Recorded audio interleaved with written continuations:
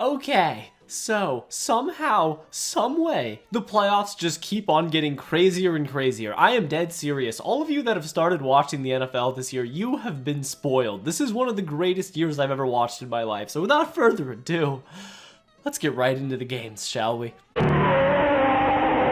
What a professional football game to start it out. Man, I mean, how much agony can one fan base endure? I mean, it's the same shit every year, bro. I watched a ton of Bills fans post-game analysis. I do for pretty much every single game of the entire season. And this time it's just, they're not even mad. I look into the eyes of Buffalo fans and I just see a deep sadness. I see a broken soul. A soul that hasn't recovered from those 13 seconds. That hasn't recovered since wide right. And the pain and agony will not end. It's eternal. But damn it, the tragedy of the Buffalo Bills delivers some good-ass entertainment, am I right? And Denver joined them in an all-time playoff game, but they also got wrapped up in the tragedy. But anyways, what a fucking start to this game, man. It was so funny when the Bills ran the Mecole route, and I was like, oh shit, that's the Super Bowl play, and Mecole actually caught it. I didn't even know he was on the Bills. But to be honest with you, I thought Sean Payton called a fucking amazing game, and Joe Brady did solid too. I mean, the people calling for McDermott and Brady's heads is kind of wild to me. Like, I'm sorry, you guys don't know bad coaching. I do, okay, I do. This Bills team had so many holes in the roster all year long. If Josh Allen and James Cook didn't have exactly near perfect games, they were probably going to lose the game. And this one was sloppy. Denver had a drop touchdown early, a double fumble that Bo Nix somehow got. James Cook fumbled. It was just a weird game. But both teams were scoring, and Bo Nix, man, I was worried about him. I honestly didn't think he had it in him. But I will admit when I'm wrong, and he proved me wrong. He was amazing. In the first half, 13 for 23, 150, 2 touchdowns, no picks, and a 105 passer rating. He was really impressive, but the whole time, Buffalo was right there, and they just need to settle down and take it to Josh. Josh, don't let the intrusive thoughts win. What the fuck? What? Okay, well, surely those 3 points won't matter, and the Bills fumbled right away. Okay, well, that's unideal. Luckily, though, the Bills locked the fuck in. I was ready to screenshot that image of Josh Allen on the sideline looking down like fucking LeBron before playing that game against the Celtics, and he showed... Never mind. They lost 4 yards, then threw a pick. Fuck! Okay, well, eventually the Bills' defense bought Buffalo some chances, and both teams proceeded to just throw punches at each other. But by this point, Buffalo had turned it over 5 times. 5 turnovers on the road in a playoff game. Nobody's won on the road with 5 turnovers since... Alright, I did not need that stray right now. Come on, what are we doing here? So here we go. Josh Allen made some mistakes for sure, but he got his. And now it's time for Bo Nix to go win the game. This is it. This is the moment. This is his chance to prove he's the franchise for the Broncos. And then he can step up in a big moment and go win a playoff game. And he fucking did it, man. He had a huge 3rd and 11 throw to Courtland Sutton. And then the millisecond, Tre'Davious White gets injured. Sean Payton looked to his whiteboard and said, it's time. It's time to have Marvin Mims get a camera in his rectum. And Bo Nix threw a perfect pass to... Wait. Hold on. Where have I seen this before? Like, I'm not saying it was a drop, but...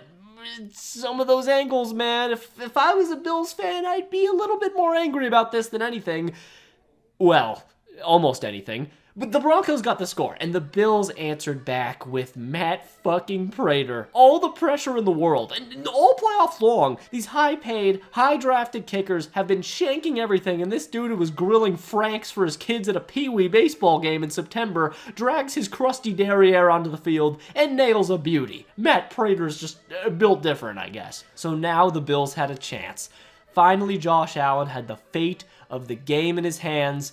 It was all up to him, but he just didn't have a very good drive. I mean, say what you want to say about the Brandon Cooks catch. It, definitely could have gone one way or the other. It was a great play by McMillan, but he did miss some crucial passes on the final drive. There was Khalil Shakir, and then the Dawson Knox pass sailed over him for a game-winning touchdown. And after 2 pass interference calls, it was over. The Denver Broncos won the game and had all the momentum in the world, Bo Nix just had a great game and... What? What do you mean? What did you say? He broke his ankle? Are you fucking kidding me? That's how it's gonna end? The fate of the Broncos season is now in the hands of Jarrett Stidham?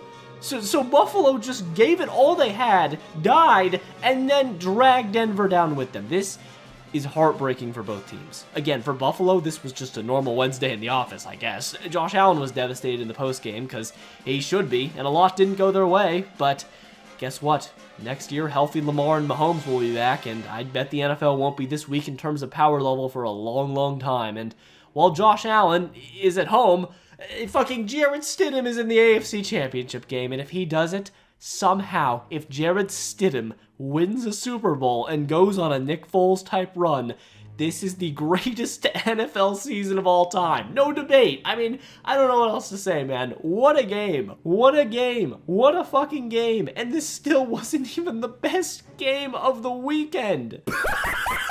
Wow.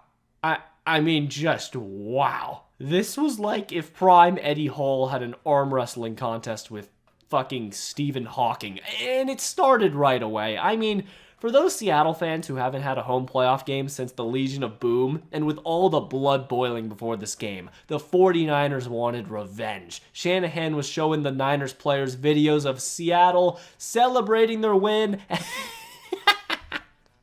and then instant kickoff return for a touchdown, and Shanahan was losing his mind. Don't worry, he responded with an RPO to fucking Kyle Juszczyk to get stopped on 4th down, and the floodgates just bursted open, and it got ugly quick. But this was inevitable. The coaching dragged this team on for way longer than they should have. So, again, all credit in the world to Shanahan, Saleh, and even dudes like Eric Kendricks for playing some solid ball. It's so funny, too. Like, Eddie Pinheiro casually had the greatest kicking season ever, but no one's gonna remember it. But yeah, last time I said Mike Macdonald did unspeakable things to Kyle Shanahan. Well, this time he did more than just personally violate Kyle.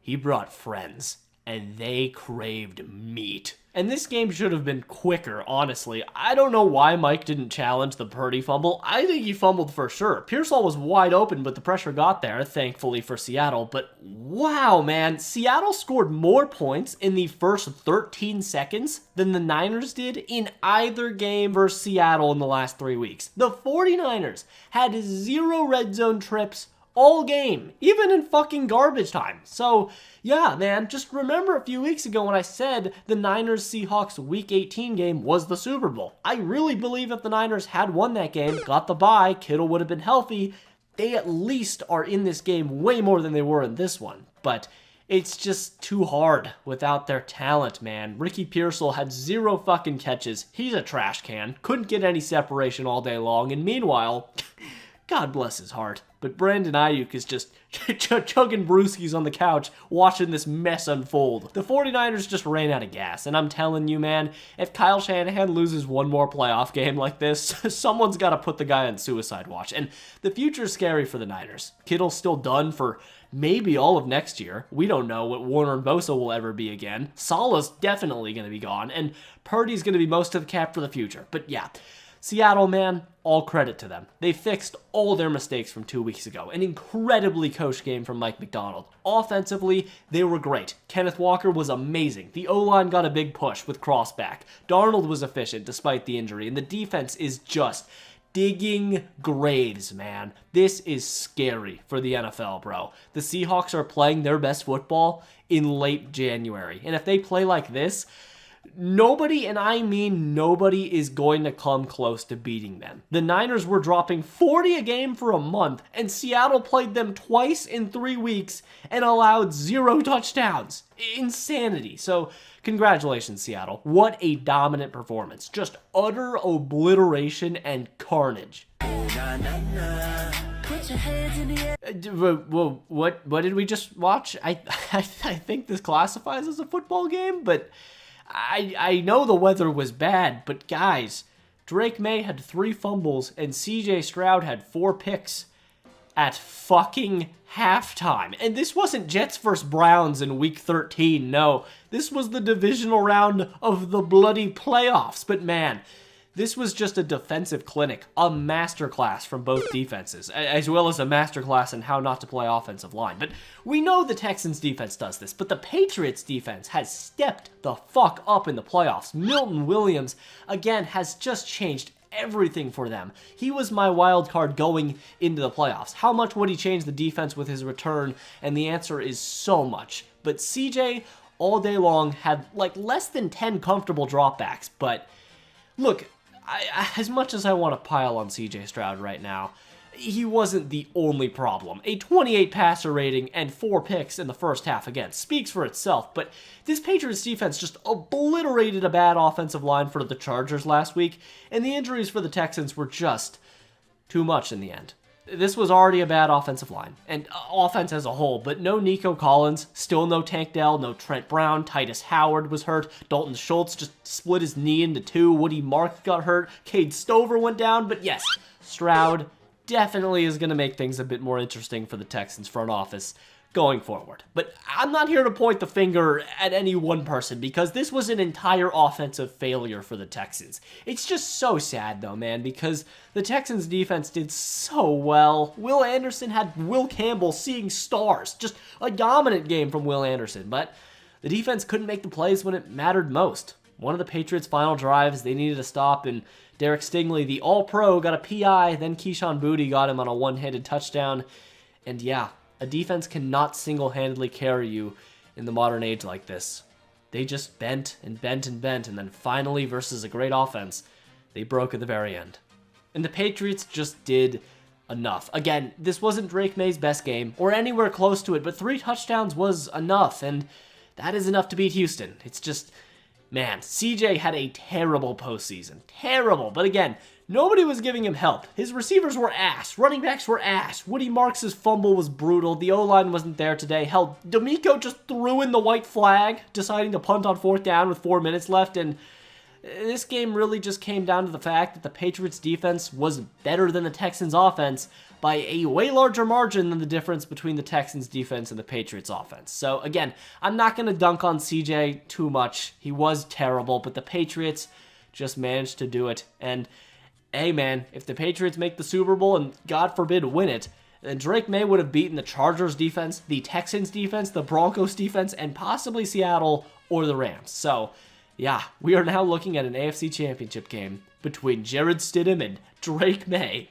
Pretty much the same as Brady versus Manning, honestly. I mean, hell, Stidham this year will probably be better than 2015 Peyton, but man, the Texans are now 0-7 in their franchise history in the AFC Divisional round. They've still never made an AFC Championship game. Just brutal, bro. Brutal. The Texans had a Super Bowl caliber defense, and they just wasted it. Wasted it on offense. I mean, what in the flying fuck just happened? Listen, for all of you out there who have watched my videos and have heard me just glaze the hell out of that Cardinals-Packers game from 2015, if you didn't experience that game live, this game was very, very similar. Not quite to that level, I'll be honest, but listen, this game was unbelievable. It started out slow, and it was very clear that these teams were evenly matched, for better or for worse. There were 2 very good touchdown drives right away, but from there, the game kind of plateaued. Ben Johnson just kept gambling on 4th down, and the shocker of the day to me was the Bears' defense was playing amazing. They were healthy finally, and Dennis Allen was calling some great stunts. He was getting pressure on Matthew Stafford. He was uncomfortable for 3 quarters. It's just the problem was the Rams defense was also playing pretty fucking great. So it was just a stalemate. And honestly, I also felt that Ben Johnson and Sean McVay called some of their worst games of the season. I don't know why the fuck Sean McVay just abandoned the run versus the Bears, who have Andrew Billings and no TJ Edwards now. I didn't understand that, but yeah, man, finally the Rams got something going. 4th and 1 on their own 15. Honestly, I would have kicked it, but Sean McVay put the ball in his best player's hands. Puka, 1st down. Same play as the Cup handoff in the Super Bowl. Kyron touchdown, and the Rams were right there, but they paid for it on that drive. Devontae got folded. Puka got hammered, and things were now going to come down to the Iceman. As it had been all season, Caleb Williams needed to go down the field and get a game-winning drive, and they were stopped short, but the Bears defense bought them one more chance. So here we go. This is the real drive, okay? That was just for dramatic effect. The Bears need a touchdown. Caleb Williams needs to prove that he is that guy. He's been that guy all season. Just a few minutes left, standing between the Bears and the NFC Championship game. And it was all going their way. The vibes were all Chicago. The Rams shanked their punt. They missed tackles all over the place. The Bears went right down the field, and on 4th down and 4, best play in the book, Ben Johnson. We need it now, and... Command in motion. Williams drifting, sprinting for space, in all kinds of trouble, put it up for grabs in the end zone. He got it! For the touchdown! They've done it again! That might be the greatest play I've ever seen in my life. It is up there for sure. Oh my God. I mean, that is the type of play that you do with Michael Vick in fucking Madden just for shits and gigs when you're up by 50. And he did it in the divisional round to win the game. But, okay, the Bears decided to kick the PAT. It doesn't seem like Ben Johnson, but I agree with it. Let's go to overtime, though. I'm sure it'll all go well. And it seemed like it should have. The Rams looked deflated.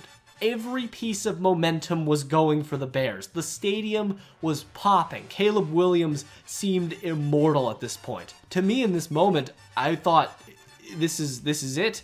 The Bears are just going to win the Super Bowl. They are the team of fate. It's over. But unfortunately, the Rams don't care about destiny. I just disagree with how the Rams played this game, though. I mean, they had 3 straight drives, and Matthew Stafford didn't attempt a single pass. Sean McVay took the ball out of the MVP's hands, and the Bears got it back.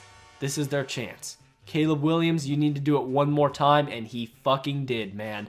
3rd down, Caleb runs, gets it. 4th down, game on the line, QB sneak, gets it. He was just tearing apart the Rams defense. And then DJ Moore did this. He was jogging on the last play of the season. That's how it ends? That is how it ends. Okay, well, fucking fantastic. All right, well, the game isn't completely over yet, but Matthew Stafford decided it was.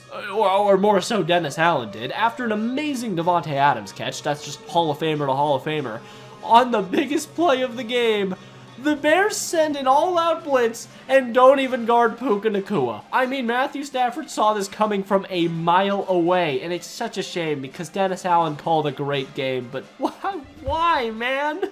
You knew they were going to Puka, and you just didn't guard him? I don't understand that whatsoever.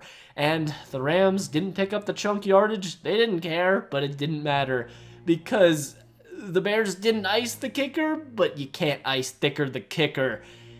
And they won. The Rams, after that Caleb Williams throw, won this football game. I don't understand how they keep doing this. I bet this game was like a mishmash between that Cardinals-Packers game and the Bucs-Rams game when Cooper Kupp made that crazy catch and they almost blew the lead, but they won it. I'm just rambling at this point, but I am out of words. I don't believe this game happened. What the fuck are these playoffs, man? What is going on? Anyways, I guess that's just how the video is going to end, but wow, we are witnessing something special. But if you enjoyed this video, then subscribe because I got a lot of videos on the channel just like this one. If you did like this video, watch this video I did a few days back on predicting who I thought will win the Super Bowl. I guess you can check in to see how accurate I'm looking on that prediction. You know, you can roast me if you want. But thanks to all my patrons for pledging tiers. Truly does mean a lot. But anyways, till next time.